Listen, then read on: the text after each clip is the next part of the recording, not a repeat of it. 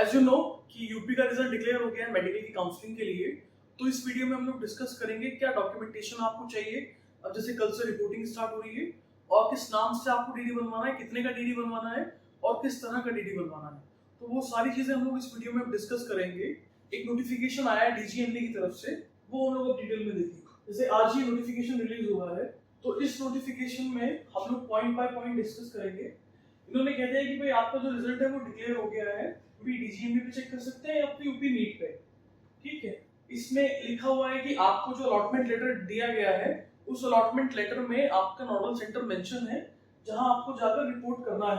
आपको जो allotment letter मिला है उसमें आपका कॉलेज का नाम, किस कोर्स के लिए मिला है, वो सारी डिटेल्स आपको मेंशन की जाएंगी। अब क्या क्या डॉक्यूमेंट्स हैं जो आपको लेकर जाना है। सबसे पहले तो आपका आवंटन पत्र, मतलब अलॉटमेंट लेटर जो आपको मिला है, जो आप डाउनलोड कर रहे हैं वेबसाइट से, ये आपको लेकर जाना है। दूसरा इसमें लिखा है ये नीट का जो आपने एग्जाम दिया है उसका प्रवेश पत्र और स्कोर कार्ड। प्रवेश पत्र मतलब आपका एडमिट कार्ड और स्कोर कार्ड। इसके साथ अगर आपका कोई आरक्षण है, आरक्षण का मतलब जिससे मान लीजिए आप ईडब्ल्यूएस से बिलोंग करते हैं तो ईडब्ल्यूएस का सर्टिफिकेट, ओबीसी, एससी, एसटी, और अगर आपकी कोई सब कैटेगरी है, सब कैटेगरी कैसे, जैसे आप पीडब्ल्यूडी से अगर बिलोंग करते हैं या फ्रीडम फाइटर हैं, तो इस तरह की जो कैटेगरीज हैं उन सबके सर्टिफिकेशन ओरिजिनल। फिर आपके पास डोमिसाइल सर्टिफिकेट, डोमिसाइल हम लोगों ने डिस्कस किया था। डोमिसाइल का सर्टिफिकेट उन बच्चों के लिए वैलिड है जिन्होंने अपना 10th 12th यूपी से नहीं किया है लेकिन वो रहने वाले यूपी के हैं या तो उनके पेरेंट्स का डोमिसाइल यूपी है, तो उस केस में आपको अपना डोमिसाइल लेकर जाना है। नेक्स्ट है पहचान पत्र। पहचान पत्र मतलब आपका Aadhaar card, PAN card, driving licence या पासपोर्ट। ये चीजें मेन है जब आप वहां जाएंगे काउंसलिंग के लिए, रिपोर्टिंग के लिए, तो ये डॉक्यूमेंट्स आपके पास होने चाहिए। इससे अलग क्या क्या डॉक्यूमेंट चाहिए, आपका 10th 12th का मार्कशीट और जो आपने रजिस्ट्रेशन किया है यूपी में उसका रजिस्ट्रेशन। उसके साथ अब जैसे आपको पता है कि आपने जितना भी पेमेंट सबमिट किया है वो तो ऑलरेडी आपके लेटर पे सबमिट है, लेकिन फिर भी आप अपनी 10th 12th की ओरिजिनल मार्कशीट और आपका जो यूपी का रजिस्ट्रेशन है वो सारी चीजें आप प्रिंट आउट निकाल कर आपको लेकर जाना है। कब जाना है, कैसे जाना है, हम लोग डिस्कस करेंगे। जैसे आपका जो ओबीसी है, ये स्पेशली ओबीसी वाले बच्चों के लिए है कि आपका ओबीसी जो है वो 1 अप्रैल 2024 के बाद का होना चाहिए। अगर उससे पहले का आपका ओबीसी है तो वो मान्य नहीं है। जिन बच्चों को प्राइवेट कॉलेज अलॉट हुए हैं, कौन से कॉलेज, प्राइवेट कॉलेजेस जिन बच्चों को अलॉट हुए हैं, आइदर बीडीएस और एमबीबीएस, आपको क्या करना है, सीटीएस ये डीडी बनाकर लेके जाना है। किस नाम से लेके जाना है, director general medical education and training UP payable eight Lucknow, इस नाम से आपको डीडी बनवाकर लेकर जाना है। और कहां सबमिट करना है, आपके नोडल सेंटर पर। तो मान लीजिए फॉर एग्जांपल अगर किसी कॉलेज में आपका फीस 12,83,000 रुपए है, ठीक है, उसमें से 2 लाख रुपए आपने जमा कर दिए, तो आपको अब 10,83,000 का क्या करना है, डीडी बनवाना है, सीटीएस। डीडी दो तरह के होते हैं, एक नॉन सीटीएस और एक सीटीएस। जो भी डीडी 1 लाख रुपए से ऊपर के होते हैं वो सीटीएस होता है। जनरली क्या होता है, जैसे बैंक पे आप गए, वो जल्दबाजी में डीडी बना के दे देते हैं, वो नॉन सीटीएस डीडी होता है। मान लीजिए आप एंड डे पे रिपोर्टिंग के पहुंचे और पता चला कि आपका जो डीडी है वो नॉन सीटीएस है, आपने ध्यान नहीं दिया, तो आपका अलॉटमेंट रुक जाएगा क्योंकि बिना सीटीएस के वो डीडी एक्सेप्ट नहीं करेंगे और आपका जो सीट है वो कंफर्म नहीं करेंगे। तो मेक श्योर करना है कि आपको सीटीएस डीडी बनवाकर लेकर जाना है। ये उन बच्चों के लिए जिन्हें प्राइवेट कॉलेज अलॉट हुए हैं, एमबीबीएस के लिए और बीडीएस के लिए। अब आपको इसमें फीस स्ट्रक्चर भी दिया हुआ है तो फीस स्ट्रक्चर हम लोग डिस्कस करेंगे। अब जैसे एक चीज और चल रही है, क्या चल रही है, जैसे आपका जो फीस है ना उस पे केस चल रहा है और इसमें इन्होंने मेंशन किया है कि अगर केस की सुनवाई में आपका जो फीस है वो चेंज होता है तो वो आपको पे करना पड़ेगा। तो आप ये मानकर चलिए कि जैसे मान लीजिए आप बजट फाइनलाइज कर रहे हैं कि मेरा 60-70 लाख रुपए में एमबीबीएस हो जाएगा, तो इट इज क्वाइट पॉसिबल कि जिस कॉलेज से आप वो कर रहे हैं वहां पर आपका फीस बढ़ जाए। तो आप बिल्कुल सोच समझ के डिसीजन लीजिए। अगर आपको लगता है कि आप इससे ऊपर फीस नहीं पे कर पाएंगे, अफोर्डेबिलिटी नहीं बन पाएगी, तो you can back out at this very moment, क्योंकि इस बार फ्री एग्जिट है तो आपका जो सिक्योरिटी गया है वो रिफंड हो जाएगा।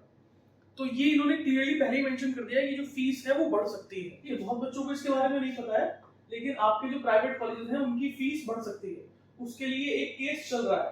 मान लीजिए आपने जैसे फर्स्ट राउंड की काउंसलिंग में पार्टिसिपेट किया और आपकी जो सीट है वो रीशफल हो गई, तो आपका जो कॉलेज का सिक्योरिटी है प्लस आपका हॉस्टल प्लस आपका मिसलेनियस चार्ज, ये सब आपको फिर कॉलेज में जाकर सबमिट करने हैं। इसमें लिखा है ना, शुल्क द्वितीय चक्र की काउंसलिंग संपन्न होने के पश्चात संबंधित कॉलेज में रिपोर्ट करते हुए जमा करेंगे।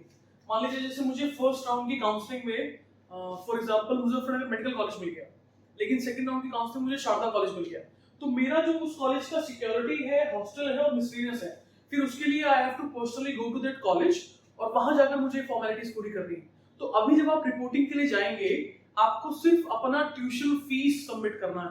तो मान लीजिए अगर ट्यूशन फीस 12,83,000 रुपए, 2 लाख रुपए सबमिट हो गए, तो सिर्फ 10,83,000 रुपए का डीडी आपको लेकर जाना है, वो आपका अभी सबमिट होगा। बाकी जो अमाउंट है, जो कॉलेज आपको फाइनली अलॉट होगा, उसमें आपको सबमिट करना है जाकर कॉलेज में पर्सनली रिपोर्ट करके। अब इसमें टाइम क्या है रिपोर्टिंग का, 31 अगस्त से लेके 5 सितंबर तक, मतलब 31 ऑफ अगस्त से, मतलब कल से, और ये जाएगा 5 ऑफ सितंबर।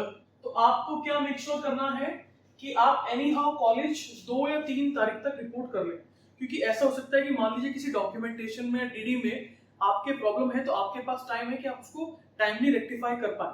अब मान लीजिए अगर आप लास्ट डे रिपोर्टिंग के लिए पहुंचे और आपके डॉक्यूमेंट में कोई प्रॉब्लम हुई, तो इट इज क्वाइट पॉसिबल कि आपको जो सीट अलॉट हुई है वो वापस काउंसिलिंग में चली जाए। अगर आपको कोई और इन्फॉर्मेशन चाहिए तो उसके लिए आप टाइमली डीजीएमई यूपी और यूपी नीट इन दोनों को कंटिन्यूअसली चेक करते रहे, जो नए अपडेट्स आएंगे वो इन्हीं दोनों वेबसाइट्स पर अवेलेबल हो। अच्छा, ये मैंने तो बताया ना कि कॉलेजेस का फीस बढ़ सकता है, ये जो आपको मिला है दिस प्रोविजनल स्ट्रक्चर, तो उसके लिए इन्होंने 2 तारीख को भी एक नोटिस निकाला था। ठीक है, इसमें इन्होंने पूरा मेंशन किया हुआ है कि भाई कॉलेजेस का जो फीस है ना, वो बहुत सारे पैरामीटर्स हैं जिन पे जज होता है। तो ऐसा हो सकता है कि कॉलेजेस का जो फीस है वो बढ़े। इस लेटर को आप पूरा पढ़ सकते हैं। अगर आपको ये लेटर चाहिए तो I can send you the PDF file, या तो आप वेबसाइट पर जाकर भी चेक कर सकते हैं। ठीक है, इसमें इन्होंने पूरा लिखा हुआ है variable cost, straight line depreciation method, जिस हिसाब से ये अपनी फीस फाइनलाइज करता है ना। जैसे मेडिकल के जो कॉलेजेस हैं उनका फीस उनके टोटल बजट पे फाइनलाइज होता है कि एक मेडिकल कॉलेज अपने आप को प्रॉपर्ली रन करने के लिए कितना पैसा खर्च करता है, उसके बेसिस पर वो बच्चों का फीस फाइनलाइज करते हैं। अब जैसे अकॉर्डिंग टू कॉलेजेस उनका फीस ज्यादा लग रही है, ज्यादा पैसा खर्च हो रहा है, और जो बच्चे फीस पे कर रहे हैं वो कम है, तो इसके लिए वो एक केस लड़ रहे हैं। तो इट इज क्वाइट पॉसिबल का जो आपका फीस स्ट्रक्चर है वो चेंज हो, सो बी प्रिपेयर्ड फॉर दैट। और ऐसा भी हो सकता है जब आप कॉलेज में जाएं तो वो आपसे एक एफिडेविट साइन कराएं कि भाई हमारा जब फीस बढ़ेगा तो आपको वो फीस पे करना पड़ेगा, जो भी बैलेंस अमाउंट। अब जैसे आप इसको देख लीजिए किस कॉलेज का क्या फीस है। यहाँ लिखा हुआ है श्री राम मूर्ति बरेली जो है उसका फीस है 13,73,760 एक साल का। शारदा का फीस है 12,69,319। सुभारती मेरठ का फीस है 11,85,133। नेक्स्ट है आपका हिंद बाराबंकी। हिंद बाराबंकी का फीस है 11,70,612। नेक्स्ट है Muzaffarnagar medical college. Muzaffarnagar medical college का फीस है 12,80,037। नेक्स्ट है हमारा सरस्वती हापुड़ 11,81,671। नेक्स्ट है हमारा रोहिलखंड बरेली 13,251। नेक्स्ट है heritage Varanasi 13,21,492। Next is Rama medical college Kanpur 12,66,579। Next है आपका हिंद सीतापुर 10,77,229। नेक्स्ट है हमारा Mayo Barabanki 11,21,162। Next is KD college Mathura 12,28,240।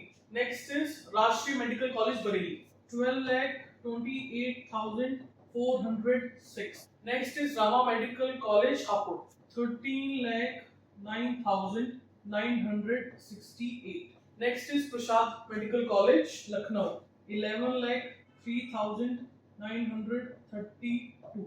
Next है आपका TS Mishra Lucknow 12,99,190। Okay, next है हमारा नोएडा इंटरनेशनल यूनिवर्सिटी गौतम बुद्ध नगर, मतलब greater Noida 11,92,221। Next is JS medical college Hapur 11,78,892। Next is Saraswati medical college Unnao 11,59,610।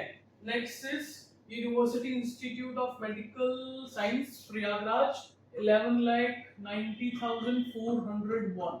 Next is national capital region मतलब NCR Meerut 12,19,917. Next is Krishna Mohan medical college Mathura 11,73,856. Next is Varun Shahjahanpur 12,10,000.